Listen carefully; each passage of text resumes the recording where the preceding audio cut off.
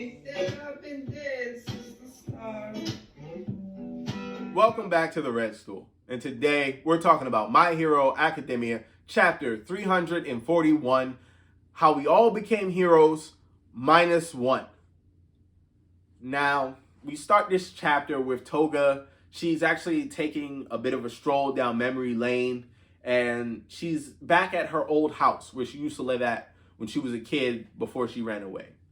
And we're kind of getting this like flashback, but also Horikoshi gives us the present day view of her home as well. And we see how they used to do things like write demon and die or vampire on the front gate, and how her parents and everybody, they were never really accepting of her quirk just because it's so weird in and of its nature, you know, with her needing to drink other people's blood. But of course, since it's her quirk, she has that desire and that want and that need to use it. So you kind of see her escaping off into her own like realm of these like dreams that she has of like a bird tunneling into her stomach and wishing that it was true, and laying in bed drinking her own blood. It's like super creepy and a super dark place for a kid to be at.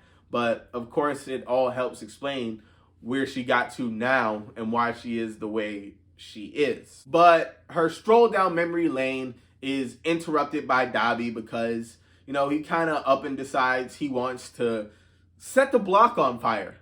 Mainly because he can, really. Like, he's just excited for the state that society is in right now, where the heroes are stretched too thin to really do anything. He can cause his dad an unlimited amount of suffering. You know, Shigaraki's goal, they're like this far from it, just destroying all of hero society and having people, villains, just run amok. And he interrupts his, you know, arson spree for a second to give us a little bit of exposition as to how he actually was able to get some of Twice's blood before Gigantomachina destroyed the area that they were fighting in. And now, of course, this blood is in Toga's possession, meaning that the minute she drinks it, she'll be able to turn into Twice and use his quirk. So this completely changes the fight, just depending on how the extent that she's able to use Twice's quirk. Like, if she can make I'm pretty sure she won't be able to make as many clones as he was able to, but if she can even make 10, 20 clones of people that are in the Paranormal Liberation Front, but that kind of throws this huge wrench in All Might's plan. Because, of course, his plan is to try to separate Shigaraki and All for One, but, of course, they're going to have to break away all the extra members of the Paranormal Liberation Front, like Dabi and Toga. But now, this makes that task that much harder. So, this is a big strength, and, you know, of course, another great piece that All for One can actually use to put this final nail in the coffin of Hero Society and have his way, or if Shigaraki comes back out on top, using it to aid him in destroying Hero Society. Which actually leads us back to my least favorite member of the League of Villains, Spinner. You know, I know as some of you know. For the rest of you who don't, go ahead, go back and look at some of my other videos. But Spinner sucks. He's in Stain Wannabe. And it's kind of funny that it's actually referenced a little bit in the chapter, where we have All for One and how he's saying, hey, because of everything that you did, all the mutant class quirks that feel rejected and pushed aside from Hero Society, they're all uniting under you with the Stain costumes and everything that they're doing. They're all joining the Paranormal Liberation Front because of that spark that you ignited when you put on that Stain costume and you joined the League of Villains.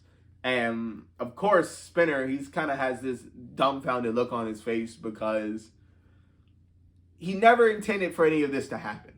I am 120% sure that when he joined the League of Villains, he had no goals in mind. He was just there, you know, kind of like a reckless teenager ready to get into some trouble. He never knew that things would end up in this all-out war with Hero Society. Things would get this far.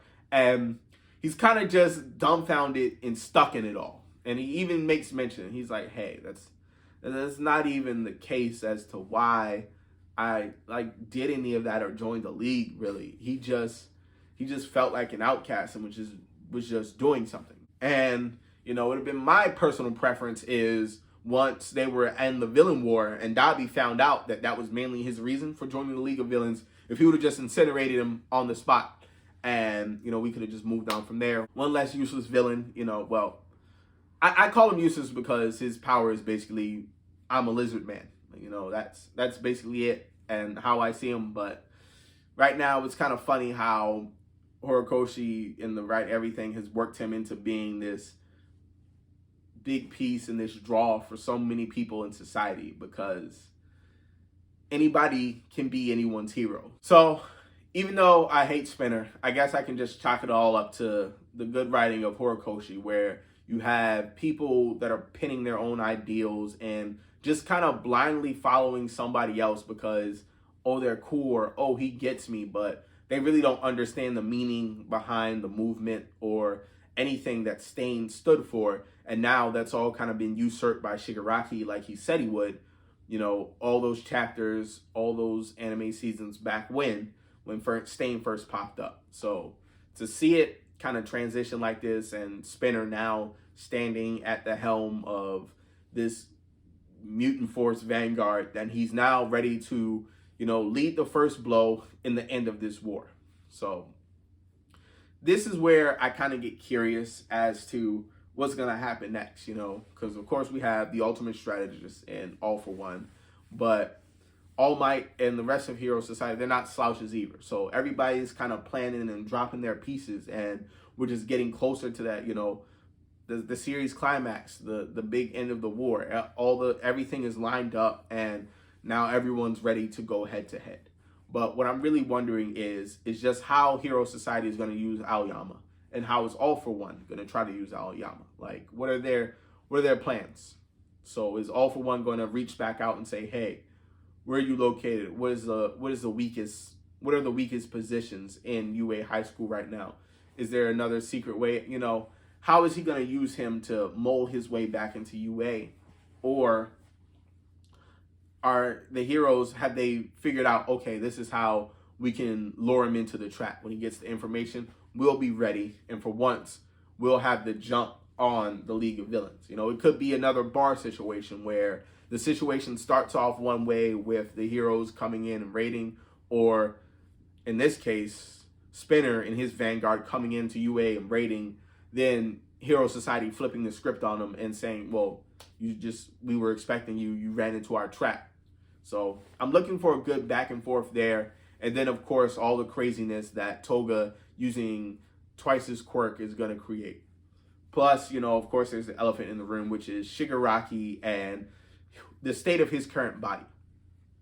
Like, All for One is saying he's nearly complete with overcoming the quirk singularity and I guess all the damage that was done by New World Order. So he's close to being 100% complete again. They're just waiting it out now. But what I'm going to wonder is, I'm sure that he's not going to be as strong as he was just because of the less than ideal conditions that his body is undergoing his completion in. Because of course, when we first started all of the war and the raid, he was in a lab hooked up to a bunch of machines being closely monitored.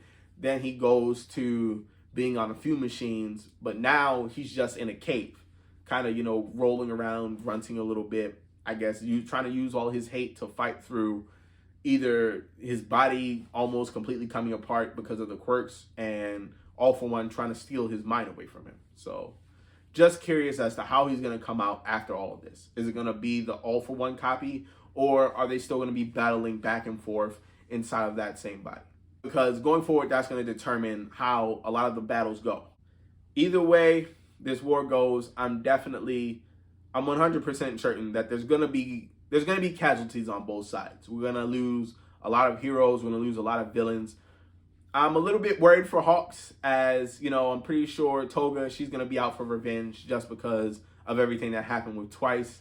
And that would be a little crazy if we saw Toga make Twice clones that actually ended up killing Hawks. So that would kind of be like, oh, wow, it's almost like they killed each other. But tell me what you guys think. You know, who do you think is going to make it out on top at the end of this war? What heroes do you think will lose? What villains do you think will lose? And of course, if you want to see more content from me, Dat Boy Best Boy. I'm on TikTok. I'm on Twitter. And of course, I'm right here on YouTube.